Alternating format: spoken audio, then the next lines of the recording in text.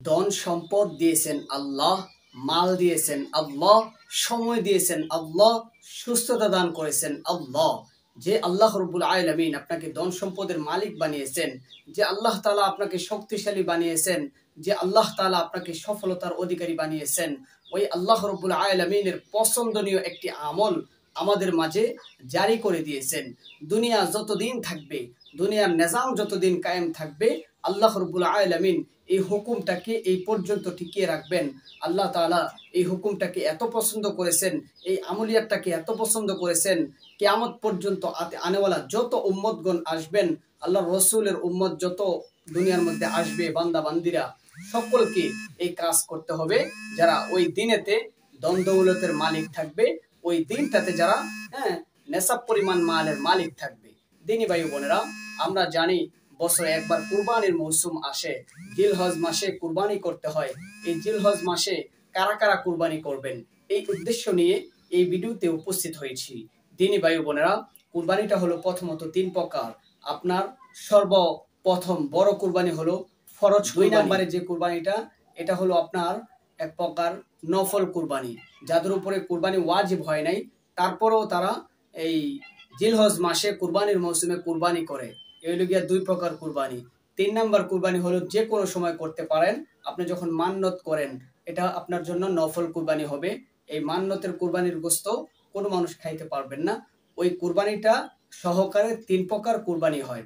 দিনী ভাই বোনেরা, বিশেষ করে যাদের কাছে টাকা পয়সা থাকে, আমরা জানি আপনার 1 বছর যখন অতিবাহিত হয়, 7.5 তোলা স্বর্ণ অথবা 52.5 তোলা রূপা পরিমাণ টাকা পয়সা বা সবকিছু মিলিয়ে যদি আপনার কাছে 52.5 তোলা রূপার পরিমাণ টাকাটা থাকে, ধরেন 70-80 হাজার টাকা যদি আপনার কাছে থাকে, 1 বছর অতিবাহিত হওয়ার পরে জাকাত দিতে হয় অসহায় গরিব দুঃখী মানুষের মাঝে। আপনার লাখে 2,500 টাকা, আর হাজারে আপনার এরকম ভাবে হিসাব করে দিতে হয়।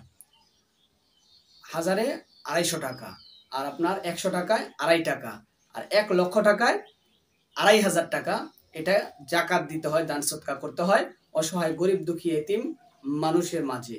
কিন্তু দিনী ভাই বোনেরা, একটা বিষয় এখানে বোঝার আছে আপনাদের। এটা হলো কুরবানির মৌসুমে যদি কোন মানুষ এরকম ভাবে এই টাকাওয়ালা থাকে, এটা 1 বছর যাইতে হবে না। আপনার কাছে এখন 70-80 হাজার টাকা আছে, 40-50 হাজার টাকা আছে, এইটা দিয়ে আপনাকে এখন কুরবানি করতে হবে। আপনার উপরে ওয়াজিব হয়ে গেছে কুরবানি, 1 বছর যাইতে হবে না। আপনার কাছে 1 লক্ষ টাকা আছে, আপনি মনে করবেন যে আপনার উপরে কুরবানি করা ফরজ, আপনার উপর কুরবানি ফরজ হয়ে গিয়েছে। এখানে আপনি এরকমটা বলতে পারবেন না যে 1 বছর যাইতে হবে, আমার তো এই টাকাগুলোর 1 বছর হয় নাই।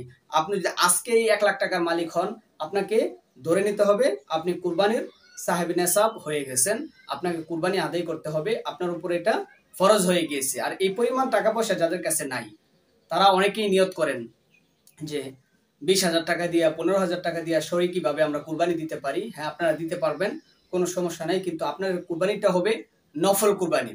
এতে করে আল্লাহ যদি চায়, আল্লাহর কাছে তো কোনো কিছু কমতি নাই। আল্লাহ যদি আপনার উপরে দয়া করে, মায়া করে, ফরজ কুরবানির সমপরিমাণ সওয়াব আল্লাহ দিয়ে দিতে পারেন। কিন্তু আপনি যদি কুরবানি না করেন, কোনো গুনাহ হবে না।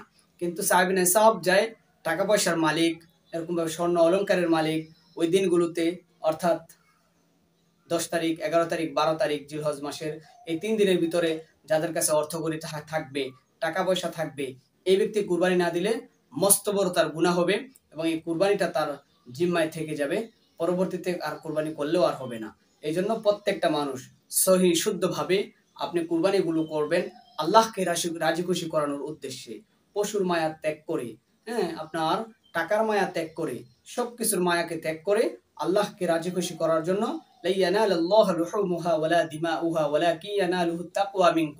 আপনার এই তাকওয়াটা কাকে দেখাই দিবেন? আল্লাহ তাআলাকে দেখাই দিবেন। হ্যাঁ আমার মালিক, তোমাকে রাজি খুশি করার উদ্দেশ্যে টাকার মায়াকে বাদ করছি, পশুর মায়াকে বাদ করছি, সবকিছু বাদ দিয়ে তোমাকে রাজি খুশি করার উদ্দেশ্যে আমাদের পয়গম্বর হযরত ইব্রাহিম আলাইহিস সালাতু ওয়াস সালামের সুন্নাহকে বাস্তবায়িত করার জন্য আমরা এই কুরবানি করলাম। তুমি আমাদের এই কুরবানিকে কবুল করে নাও। সুন্নাতু আবিকুম ইব্রাহিম, এই কুরবানিটা হলো হযরত ইব্রাহিম আলাইহিস সালাতু ওয়াস সালামের একটা সুন্নাহ। আল্লাহ পাক রব্বুল আলামিন এই সমস্ত আমলিয়াতগুলো করে কুরবানির মৌসুমে কুরবানি করে আল্লাহর কাছ থেকে রহমত ছিনাই নেবেন। যা কিছু দরকার আল্লাহর কাছ থেকে চেয়ে নেবেন। আপনি আমল করবেন, আপনার দোয়া আল্লাহ কবুল করবেন, আপনাকে রহমত করবেন, আপনাকে দয়া করবেন, অসহায় মানুষ, গরিব দুঃখী মানুষ, এতিম মানুষ, তাদেরকে সাহায্য সহযোগিতা করে আল্লাহর কাছে চাইবেন, যেটা চাইবেন ওইটাই আল্লাহ আপনাকে দান করবেন।